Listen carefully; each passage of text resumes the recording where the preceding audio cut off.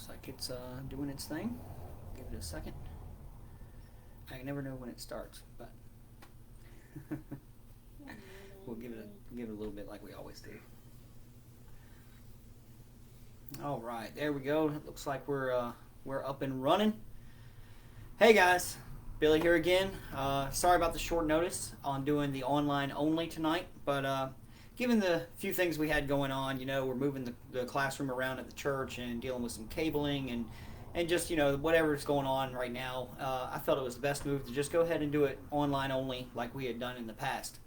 So with that being said, I hope everybody got the message. I hope that you guys are going to log in here, and I'll just give it a few minutes like we always do. We've done enough of these now to know how this works. So we'll just wait a few minutes and make sure that we've got everybody on. As always, I know I repeat myself, but go ahead and drop a comment or let us know if the feed is coming through nice and clear, if you can hear me, if you can see this. Try to black background this time to see if it showed up any better on the screen, so we'll have to see how that goes. But yeah, glad to be here, glad to be back doing it. Hope everybody had a happy Father's Day. I know I did, and hope everybody had a good weekend. Got out and enjoyed the weather. It was hot, but I got a chance to go to the drag strip with the kids, so I'm sunburnt again. But it was a good time. It was a really good time. Shout out to all you 252 racers out there. If any of you guys are watching, that was an awesome show you guys put on. So appreciate that. All right, cool. Well, with that being said, looks like we've got a few people on. Like I said, I can see your comments right here. I got Zach monitoring the feed as well. And so hopefully everything will be cool. So I titled this one Signs and Symbols. So hopefully these symbols right here will look familiar to you guys. Hopefully not too familiar, like you're not driving around with them lit up all the time. But these are some pretty common ones that you see on just about any modern car. And we're going to get into some of these in more detail in a little bit. But figured I'd start with this. This is kind of a little bit of a joke. I don't know if you guys can see that or not. But we got Angry Owl down here. The serpent is loose. We got your wish is granted. Usually if that light's come on, it's very much opposite of your wish being granted. We got curfew fail. It looks like a clock. Let's see. ESP, so for Spanish, hit 2. Activate ghosts. Restarting your harp. Shoelace untied. So anyway, these are just some funny versions of some symbols that we see in cars. So thought you guys would dig that. But anyway, we'll get into our lesson tonight. So our tie-in is signs and symbols, and I'm not the guy that's reads into all kinds of symbolism and signs and things like that in the Bible. Okay, there are people that do that. There are people that know what they're doing, and that's not me. So what I've decided to do is use the warning sign as Jesus giving warnings, and and the symbol side as his parables and why he talked in parables. And obviously he's told a lot of parables, and we're not going to get into all of those here tonight. But I did find one verse that I thought summed it up really good as to why he did it. And so I think that's the one we're going to start with. So Jesus talking here, and again, we're talking about signs and symbols, and the symbols in this tie-in is going to be the parable. And in Matthew 13 through 15, it says, "This is why I speak to them in parables. Though seeing, they do not see. Though hearing, they do not hear or understand. In them is fulfilled the prophecy of Isaiah. You will be ever hearing, but never understanding. You will be ever seeing, but never perceiving. For this people's heart has become calloused. They hardly hear with their ears, and they have closed their eyes. Otherwise, they might see with eyes, hear with their hearts, and turn, and I would heal them." So this is a really good passage. I think this is Jesus kind of explaining why he talks in parables the way he does, and again, I think this really kind of sums it all up. If you hear and close your heart to it, then it's of no use to you. If you see it and close your mind to it, then that's of no use to you. So he's saying right here that he wishes that we would see and hear with our hearts and turn, and he would heal them. So I think that was a great verse as to why he used parables. And obviously you can go through all of the Gospels, and there's plenty of examples of Jesus using parables, and we'll see a few of them here in just a minute. So on the warning side, so our class tonight is on warning lights and warning indicators, and so this is just some examples of Jesus giving a warning that I thought was really good. So Matthew 6:1 and 2 It says, be careful, and I highlighted that. So that's him giving us a warning right there. Be careful not to practice your righteousness in front of others to be seen by them. If you do, you will have no reward from your Father in heaven. So when you give to the needy, do not announce it with trumpets, as the hypocrites do in the synagogues and on the streets, to be honored by others. Truly, I tell you, they have received their reward in full. So I think a lot of us have probably heard this verse before. It's saying that you don't give, and you don't do generous things, and you don't do things to just gain recognition, right? You want to do them for the simple fact of this, the right thing to do. And I think what he's saying right here is, if you do it like the hypocrites do, if you make a big show of it, look what I've done, look what I've given, that kind of thing, then you've already received your reward. And obviously that's not nearly what we want. We want to be rewarded from Jesus. We want to have our reward stored up in heaven. So that's a really good verse about being careful, or heeding a warning. And another one is Luke 12:13-15. So this is actually going into the parable of the rich fool, I think is what it's called. But it's the one where they're talking about the guy storing up the grains, and then being told that what good is all of that if your day comes tonight? What good will all of this stuff you've stored up on earth do you? And so this is right before that in the Bible. So if you want to read through there, I highly recommend you do. I just couldn't fit the whole thing on the screen.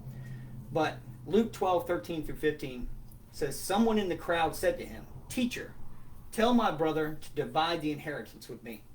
And Jesus replied, "Man, who appointed me a judge or an arbiter between you?" Then he said to them, "Watch out." There's our warning sign again. "Be on your guard against all kinds of greed. Life does not consist in an abundance of possessions." And I don't think it can be said better than that.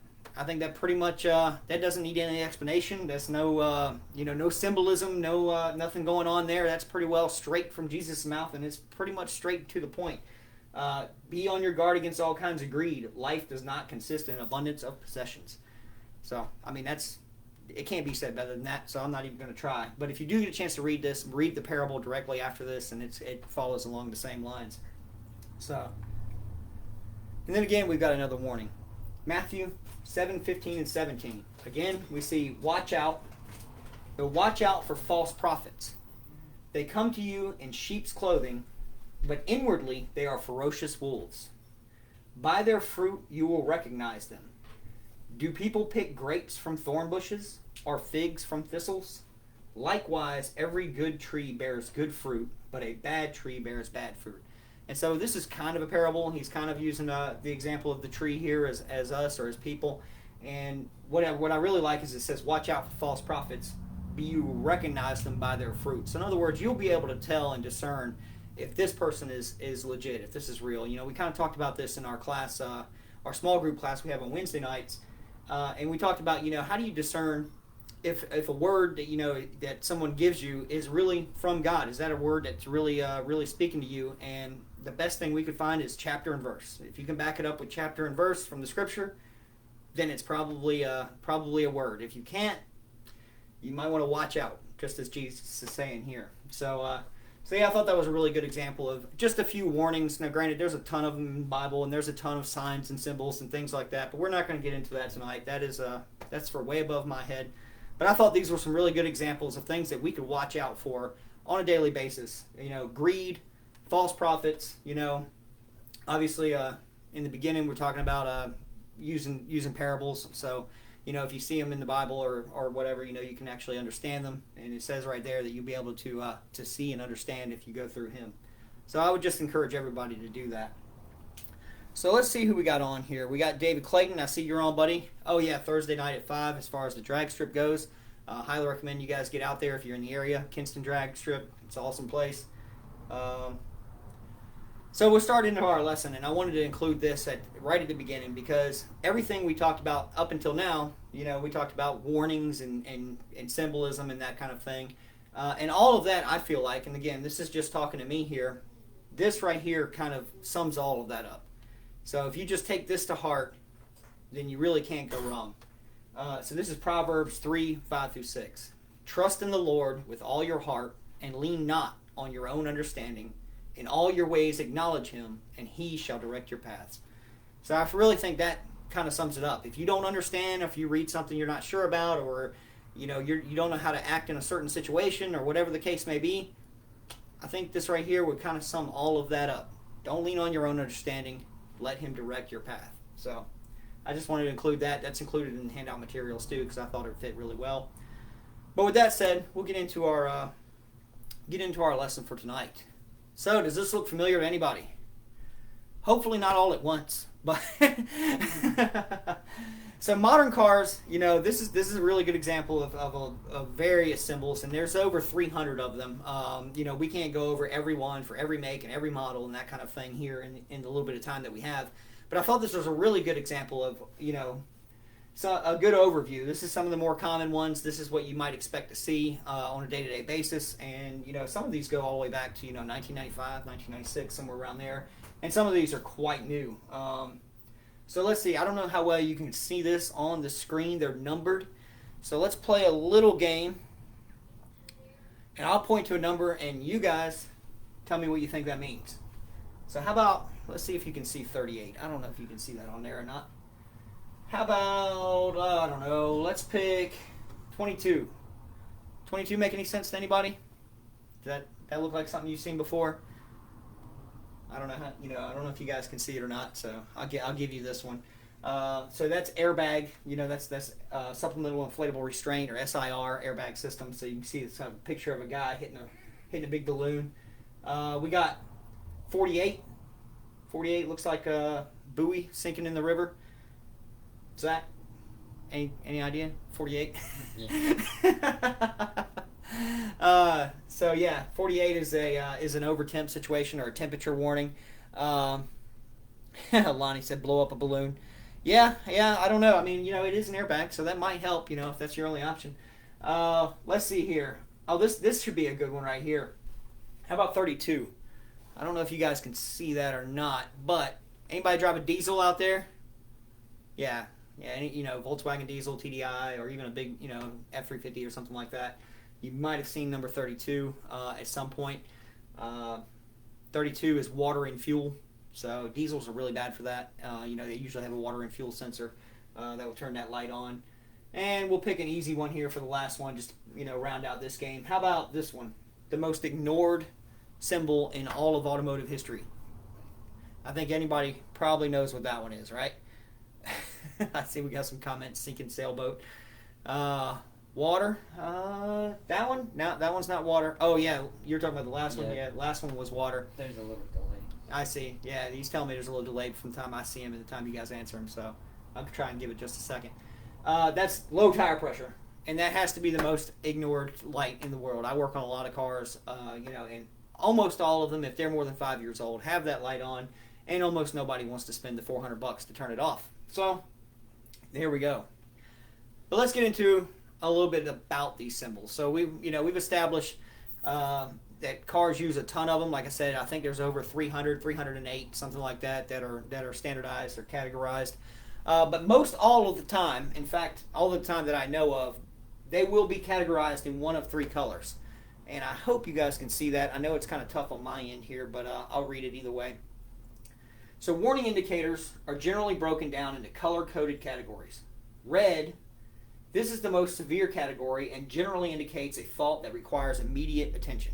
So, even if you don't know what the symbol means, if it's red, it's probably bad. So just keep that in mind. Brake warning light, battery indicator, over temp situation, something like that. That's usually a immediate attention type situation. Stop right now. Yellow indicator is generally a fault, though not as serious to vehicle operation as a red indicator, and yellow is generally used as an early warning sign of larger problems to come. So that's a really good point. So you might be riding around with one of these yellow ones on, especially this one.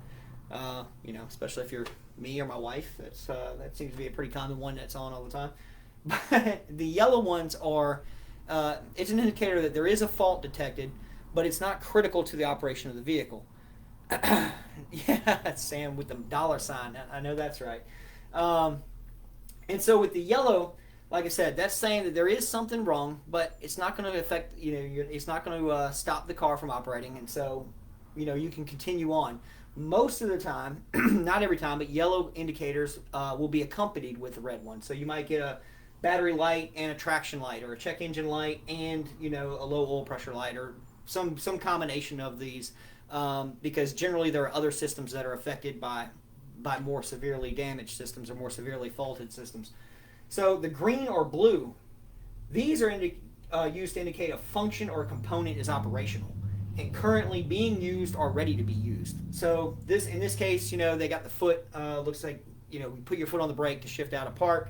You might see green lights for the exterior lights being on, or the fan being on, or green indicators for turn signals, that kind of thing. So if it's green or blue, Volkswagen likes to use blue a lot. I think Volvo uses blue quite a bit too. It usually means that something is operational at that point. So they'll put an indicator on the dash, and you might see a light come on, start, stop. If your car has that, usually there'll be a green or a blue indicator signifying that it is active. Lane departure or collision avoidance, usually you'll see a green indicator for that as well. But the colors do matter, so keep that in mind as we move forward. So let's go on. So now we just talked about the three colors, right? Well, some vehicles have the ability to change the color of the same indicator depending on the severity of the condition or service interval. BMW is a perfect example of this, and again, I think Volkswagen does this too. But you can have the same indicator be three different colors, and it doesn't, it's in the same place, it's on the dash, it doesn't move, or it's not a different light or anything.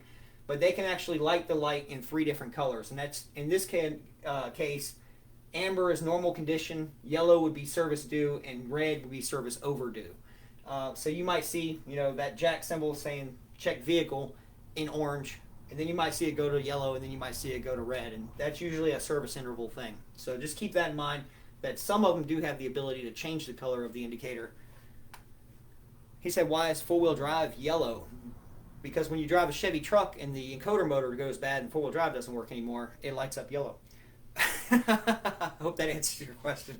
But yeah, four-wheel drive systems, they are tied in with the body controllers and with the powertrain control. And so if there is a fault in the four-wheel drive, like say with the transfer case or the switch on the dash, or one of the wheel sensors indicates that it didn't lock into four-wheel drive for whatever reason, you'll usually get a warning on the dash. Common red indicators. So these are stop immediately. And I've only included 4 here. There are lots and lots of these, and we're going to talk about that in a little bit. But these are the 4 that I felt were the most important as far as if you see this, stop now. I know a lot of us have a tendency to ignore the light that comes on the dash or a little service message or something like that. Like I said, tire pressure light, probably the most ignored light in the world. But these should not be ignored, ever. Now, usually all cars will do a bulb check. So when you turn the ignition on or you first start them, you'll see them all light up and then go back out. Well, if they all light up and these don't go back out, or one of these, that is a major problem. And so first one, of course, being oil pressure. That's probably the most important one. So, like I said before, I'm not teaching these classes, to make everybody a professional technician. I don't expect everybody to get out there and do this every day for a living or anything like that. What I would hope to do, though, is maybe educate the everyday driver a little bit more so that they'll recognize one of these symbols and, maybe have an idea of, hey, this light came on, or this is what the car was doing, and now I have this light, or something like that. So hopefully you'll be able to just educate the daily drivers out there a little bit more so you can talk to the professional technician and maybe just get a little more clear understanding about what's happening. And when he gives you his diagnosis, you'll be able to discern whether that diagnosis makes sense or not. So again, if this is a little bit basic to you guys, don't worry. It gets a little heavier, but for the most part, I'm hoping that somebody out there may see this. So the oil pressure, like I said, it kind of looks like the little genie lamp. If the oil pressure is dropped or low oil level, or due to low oil level or mechanical failure, you'll see that red light. So if that's on while the engine is running, that is a problem. Again, I like to pick on GMs a lot, but they do have a problem with oil pressure sending units where there'll be no oil pressure problem at all, but they'll turn the light on because the sensor fails. So, not all the time is there a major problem, but if you do see that light, you do need to shut it down, try and figure out what's going on, because that can be a very, very serious issue. Charging system, this is another good one. And this is actually one that does raise a little bit of controversy sometimes. So, it looks like a battery, right? I mean, a little, or a robot winking at you. I'm not sure, whatever you want to call it. But with the battery light or the charging system light, a lot of folks will see that and say, oh, the battery's no good, and put a battery in it. That's not always the case. In fact, it's almost never the case. If this light is on while the engine is running, again, any of these being on while it's running is the key. If you just turn the key on and you see it, that's just it doing its bulb test. But if the engine is running and you see this, that means a charging system failure. So voltage has dropped below a certain threshold. Usually that threshold is around 12.6 volts, which also happens to be how many volts are in a perfectly charged battery. So anytime you see that drop below 12.6, it'll turn this light on. And the reason I say it's almost never a battery is because after the vehicle is started, you shouldn't be using that battery. That battery should not be draining. It should be being able to be refreshed and recharged by the alternator while the car runs. So the vehicle has detected a low charging system voltage, usually under 12.6 while running. So if you see that, it's not, hey, I need to put a battery in the car. It's probably an alternator or a belt flung off or, something of that nature. It's something in the charging system. It doesn't necessarily indicate a bad battery. Now, if you drive around for a long time with your alternator not charging, will your battery, suffer? Absolutely. But that's not why the light's on. And then, of course, we talked about this one a little bit. Overheating. Again, I like to pick on BMWs as much as I do GMs. And that's it's a pretty common theme among them sometimes. But coolant temp or overheat condition kind of looks like a key sinking in the river. It's supposed to be like a thermometer in water is what it's supposed to represent. But the vehicle's temperature has risen past set value or overheating.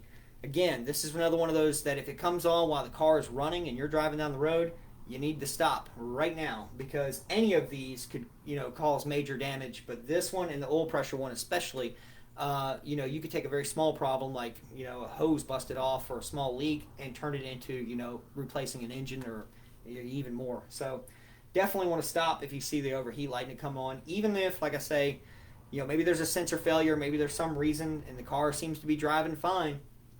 You don't want to risk driving around with the temp light on.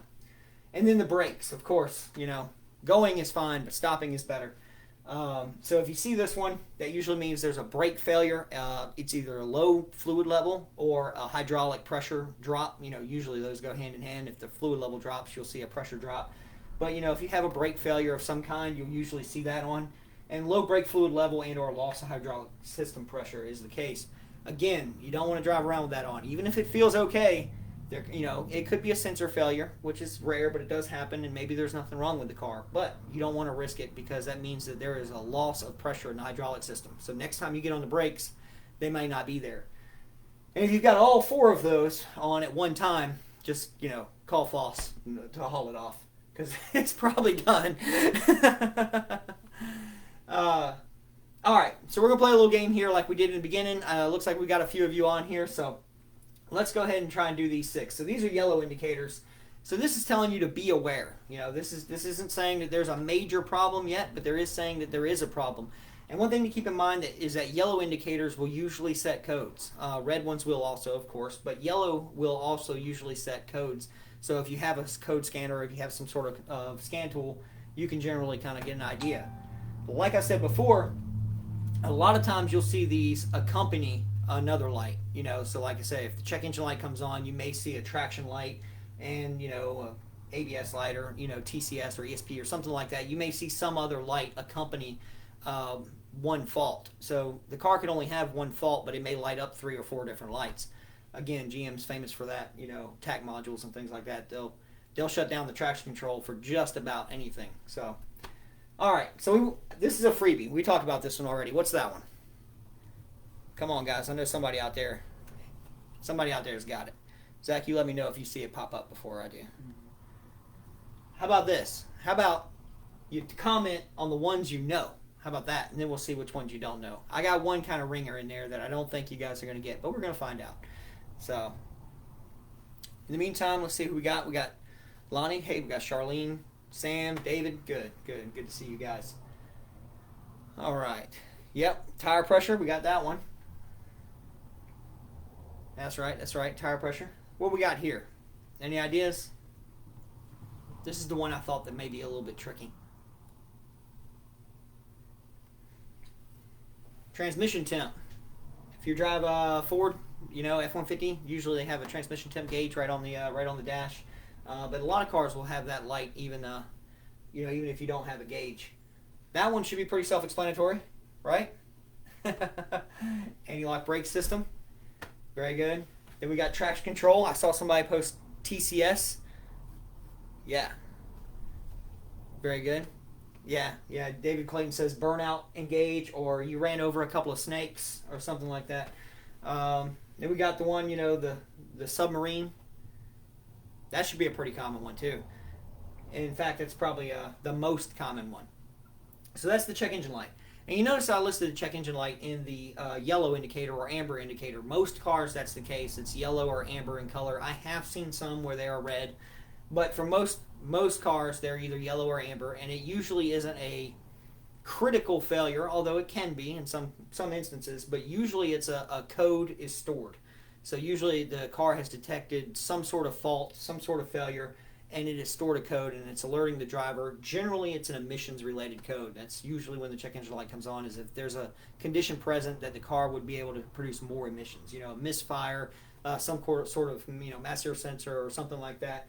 But they have gotten more and more advanced where, if you have a transmission failure or something like that, they'll turn the check engine light on to let you know, hey, read the codes, there's something in there. If it's flashing, that's one thing to remember too. And again, this goes out to the daily drivers out there. If you see it flashing, that means a misfire is present right now. So there's a cylinder not firing, and you definitely want to get that pulled over and get it checked out because that can do catalytic converter damage or even engine damage if you let it go long enough. So if you see it flashing, definitely stop. If it just pops on, get it checked out as soon as you can. This one. So you guys have gotten all the rest of them. Map light. Map light's a good guess. Let me get out of the way here. Yeah. That one right there. I see Zach taking a look. He's been quiet this whole time. I don't know. I might have him fooled on this one. So that is exterior lamp out. So, if you get you got a parking light out, you got a brake light out or something like that. A lot of cars nowadays will give you a message, that says brake light out. But if there are still a bunch out there that will just light up an indicator saying, hey, there's a light out somewhere. If you don't want to get pulled over, you need to jump out and check it out. So, green and blue. So these ones are a little bit different. So, we talked about it in the beginning that the green and blue means there's a system active or a system ready to be active. Now, that doesn't always mean like a whole system. It can be a component. So we'll go over these real quick because, like I said, this, I think, makes it a little more interactive. So hopefully you guys get it. What do we got here? I said that one in the beginning, too. In fact, if any of you guys got a car with push-button start, you probably have this light somewhere on the car. So that's press brake. So after you start the car up and you take your foot off the brake and you're sitting there listening to the radio, putting your makeup on or doing whatever you're doing, that light will come on to say it's ready for you to push the brake and go into park or out of park and go into gear. This one, the one that looks like debris in eyeball, fog lights. So this is a green indicator, and Lonnie actually brought up a good point. There is a yellow indicator that looks just, very similar to that to denote a lamp out. But if it's green, it's saying the fog lights are on. You can see they're kind of pointing down. That's supposed to represent fog, I guess. This one, that one's not as self-explanatory as some of them. But I have seen this on quite a few cars. Zach probably knows that one really well. That is... And I see Lonnie says that the delay is killer, so I'm sorry about that. I don't know where the delay is as far as from the time you answer to the time I see it, or is it from the time I say it to the time you hear it. I apologize. I don't know what to do about it either way, so maybe I just need to wait a few seconds. Lane assist is active. So, a lot of modern cars have lane departure, assistance and collision avoidance. So when you got that on, usually when you have the cruise control on, the car will correct itself and come back into lane. If anybody's driven a car like that, it's really kind of unsettling at first. You'll feel the car take the wheel away from you. It's not a good feeling, but it is kind of neat. I like to play with it. Just hold my hands lightly on the wheel and see where it goes. This one, again, BMW drivers probably not familiar with this one. Maybe need to take a picture or take a screenshot of that one. I like to pick on BMW drivers. My son drives one, my wife drives one, so I'm not just being hard on you guys. I understand where you're from. But yeah, turn signal, turn indicators, so pretty easy. And then of course this one, high beams, we'll skip that. This one is one that's popped up more recently in modern cars. And Ronnie Waters got the lane assist one. Good job, buddy. I don't know what you drive, but it must have lane assist. Very cool. That one, some of you guys out there might have a modern car, new enough for this. This is an extremely annoying feature, I think. But hey, the car manufacturers do what they got to do to get, the CAFE standards where they need them. So this is something they decided would help.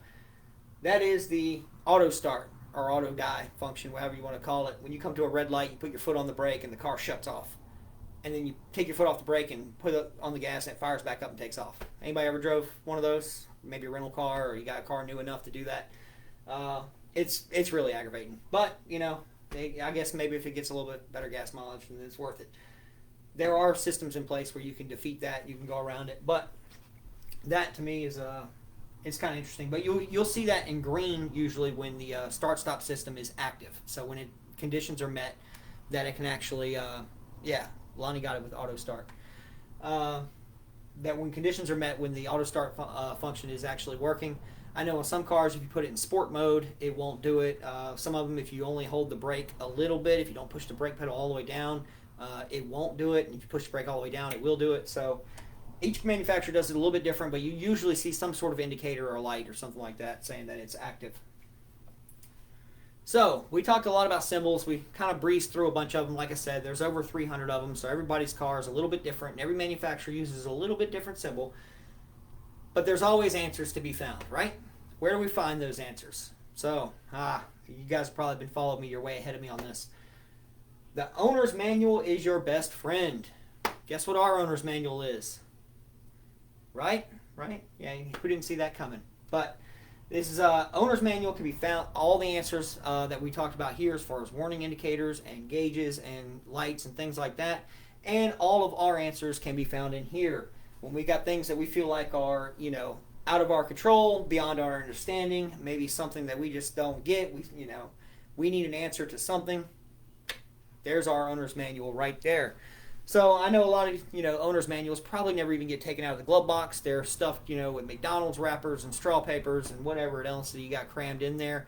But if you get a chance to take it out and take a look at it, it would be really, really worth it. And like I said, most of us wouldn't buy a piece of technology without reading the book, right? A computer or a TV or a smartphone or, whatever the case is. So most of the time, we're going to go through the manual. Well, you should do the same thing with your car because it's essentially a 4,000-pound, $30,000 robot.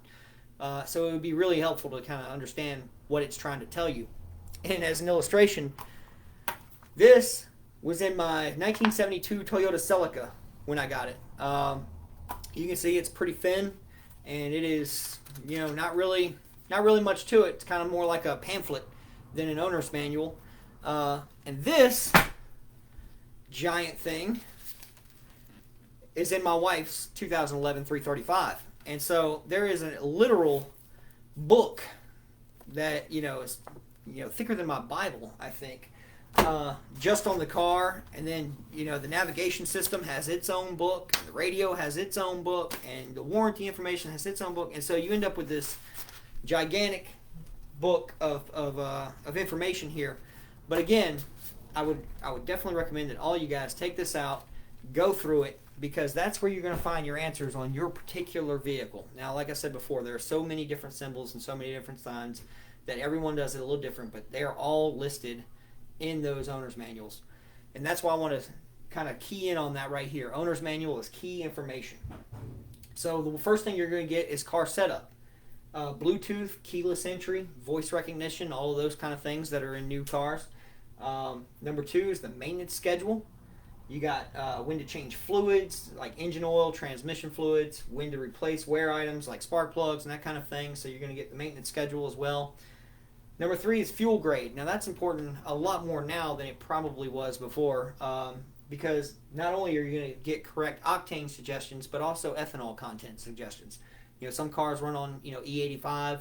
Some can't run on E85. Some cars require premium fuel. Some they get by with regular unleaded. So you're going to find out right there, and that can be a very, very big deal depending on the car, especially if you have a turbo car. Almost all turbo cars I know of require premium, but E85 could be an option depending on where you live.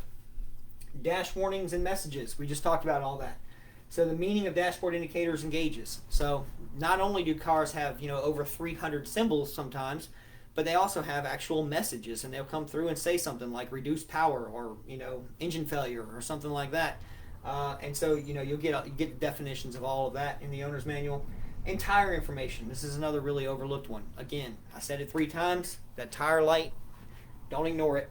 And you actually get the ideal tire pressures and proper jacking and lifting points. That's another important thing for modern cars.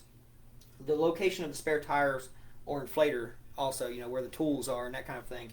A lot of cars don't have spare tires anymore. A lot of them just have inflators or, can of fix flat or something like that, trying to shed weight, you're trying to increase luggage compartment space, that kind of thing. So it's really important to know where the lifting points are for the car too, because with modern unibody cars, there's no frame underneath them, and you don't want to just go crushing body panels, picking it up in the wrong place. And then, of course, warranty information. If you're fortunate enough to have a car with a warranty on it, I am not. Covered items under manufacturer's warranty, along with most items not covered or potential warranty voiding situations.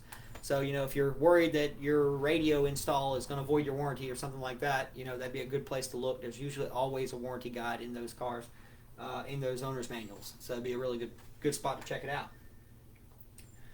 And this is kind of just a couple pages that I've taken out of some various owner's manuals. This one is from, I think this might be from a Nissan, I don't remember. But this is kind of what to expect. So, you see the light, it says power steering warning light, and then it gives you a page number, and you can go there and kind of see a definition. Same thing here. Brake warning light, says brake, or the little symbol with the exclamation point. Charge warning indicator, we talked about that. Malfunction indicator light, or MIL, check engine light, is or CEL is what a lot of people call it. You see that, you see a page, kind of knows where to go. Overdrive off, security indicator, that kind of thing. So this is kind of what to expect when you do look in the owner's manual. You usually see some page that will give you a picture of what it is you're looking at, and then some information as to where you can go and find out what that means. This one, I think, is from a Volkswagen, if I'm not mistaken, or maybe a BMW. But yeah, this is another page from an owner's manual, and they did it up in color and made it all pretty and put a picture of the dash up there and where the lights are on the dash, which I thought was pretty cool, because even if you don't know what it looks like, you can kind of point where it is. But again, this gives you the same kind of information: what the indicator looks like, what it's called, and then what the message, what it actually means, or where you can go and find more information on it. So yeah, that I don't know. I just thought that I'd throw that in there. If nobody on here has actually opened their owner's manual before, I highly suggest you do, especially if you've got a car built after about 1996 or so. But that actually sums up what I've got. I was hoping that you guys will give us some feedback, and I see you got a few on here still. So, what do you guys want to do as far as getting back in person? So I would rather teach the class in person. Tonight we decided to do online only because we did have a little bit of a cable issue, one that I could have easily got around, but it was just a little bit of an issue. They're moving around some classroom stuff, and they're actually preparing the classrooms a little different, so I think I'll be able to get an even better classroom than the one I had. And also, I didn't want them to have to clean that room or do anything special just for a couple of guys that may or may not have showed up. So I'm going to put it out there to you guys. If you guys want to meet in person, then I think we can pick back up there. If you guys like the online thing, I'm going to try and continue to do it hybrid like we did last week, where I have the live stream going, but I also have some people in the classroom.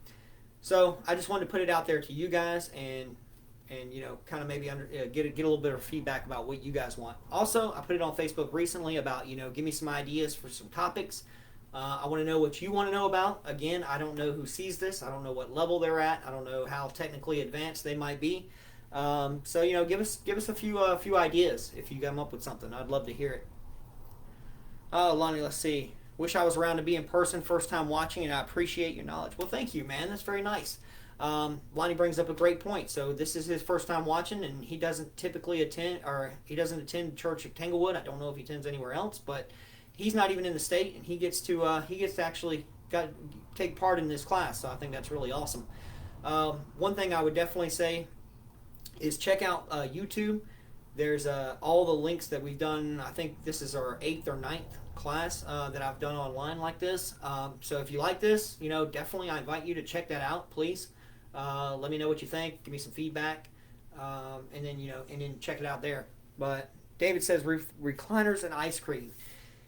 I can promise you seats, and that's about it. Yeah, snacks. I was gonna say snacks because we used to have snacks every class, when we did them live before. But I don't know what the rules are gonna be on that. So, yeah, Lonnie, I see. I appreciate you, man. I don't know if the YouTube link, if you just go to the Fueled by Faith Facebook page, you'll see it on there. But I'll post it in the description of this video too, so you are in the comments section, so you can get a hold of it.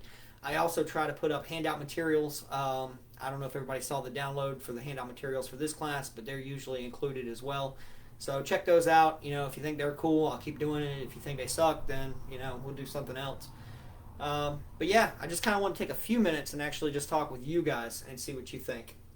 So hopefully, you get something out of it. You kind of enjoyed what we're doing here.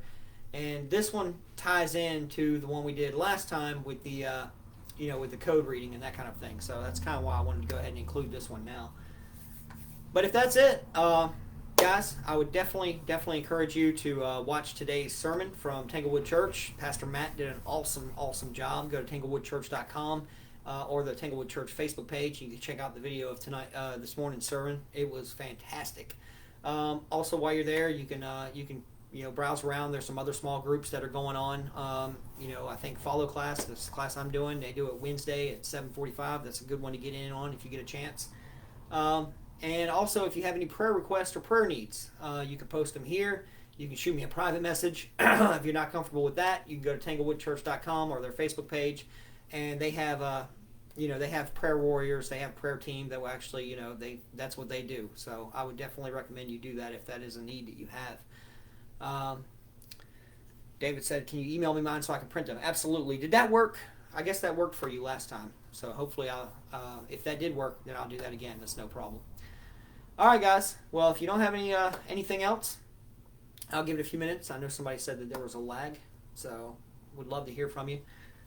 But hopefully you dug this. I know it was quick. I know we covered a lot of information really fast. I know I talk really fast usually. But you can go back and check it out, or you can shoot me a message or drop something in the comments there, and I do a really good job of checking the comments, and I'll get back to you as soon as I can. With that being said, let's pray, and we'll get it done. Let's pray. Father, we thank you. Thank you for these men and women that spend their time, Father, that are here to learn. I pray, Father, that they would gain something from this. Father, I pray that you would continue to be with each and every one that can hear my voice, whether they're watching it now or they watch it later on. Father, I pray that you protection over them. I pray that you continue to bless us and this family and this church as you have done so, and continue to do so. Father, I just pray that you would help us to keep you in mind as we go throughout this week. And Father, we do all of this in Jesus' name. Amen and amen. All right, guys. Well, good deal.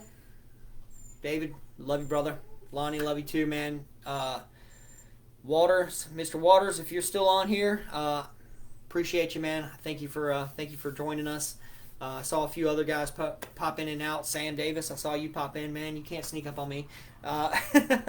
So I appreciate you guys. And until next time, we'll see you then, okay? All right. How did you think it did then?